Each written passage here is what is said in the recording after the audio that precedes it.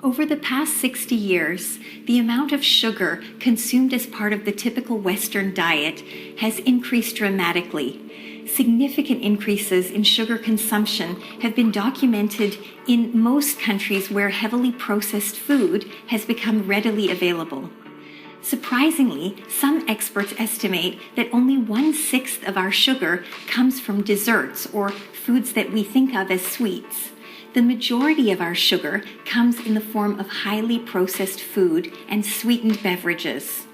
Many people are becoming aware of the need to reduce their sugar intake in order to maintain a healthy body weight.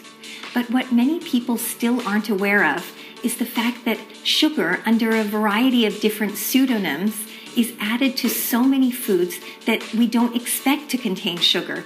Things like packaged breads, condiments, chips, sauces, and salad dressings.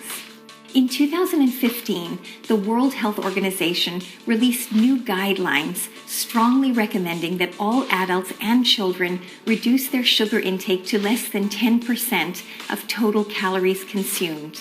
These recommendations go on to suggest that a further reduction of sugar intake to less than 5% of total calories would likely have additional health benefits. These recommendations focus on free sugars, those that are added to foods by the manufacturer, the cook, or the consumer, as well as sugars that are naturally present in honey, syrups, and fruit juices. But they don't apply to intrinsic sugars found in whole fruits and vegetables because the World Health Organization found no reported evidence linking the consumption of intrinsic sugars to adverse health effects. The sugar that naturally occurs in milk is also excluded from that 5%. For the average adult consuming a 2,000 calorie per day diet, reducing their sugar intake to 5% would mean that ideally no more than 100 calories per day should come from free sugars. Since free sugars offer 4 calories of energy per gram, this would translate into approximately 25 grams of free sugar, about 6 teaspoons. 6 teaspoons seems like a generous allocation when you picture spooning it out of a sugar bowl. But when you begin to look at the nutrition labels of most packaged foods, the numbers begin to add up incredibly quickly. For example, a 1/2 cup serving of organic granola can contain 16 grams or 4 teaspoons of sugar.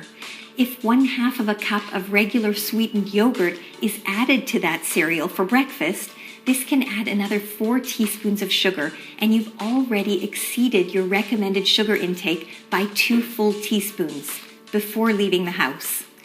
There's a growing consensus that we need to cut down on our sugar consumption, and yet there may be a downside to vilifying sugar the way we did with the dietary fats. If we only emphasize the need to cut down on our sugar intake without simultaneously emphasizing moderation and balance in our diet as a whole, we risk a situation where fats and animal proteins are seen by the general public as free food, and the processed food industry again steps in and supersizes. It's been interesting to read the research and see the shift in attention from treating fat as the evil nutrient to treating sugar as the evil nutrient. Now, we went overboard on fat. It turns out fat is not as evil as we thought, and saturated fat is not necessarily the thing to worry most about in your diet. And in fact, our obsession with saturated fat led us to promote trans fats, which turned out to actually be lethal. So I'm very wary of focusing all our attention on a single nutrient. Sugar has been part of the human diet for a very long time. It's prized by people all over the world. We have evolved to like the flavor of sugar for very good reasons, but we are eating too much of it. And I think we definitely need to cut down on the amount of sugar we're eating, but I think companies need to disclose added sugar, which they don't now have to do in processed foods. I'm very concerned that sugar is being added to foods that never were sweetened before. Things like bread now have sugar in them and condiments of all kinds.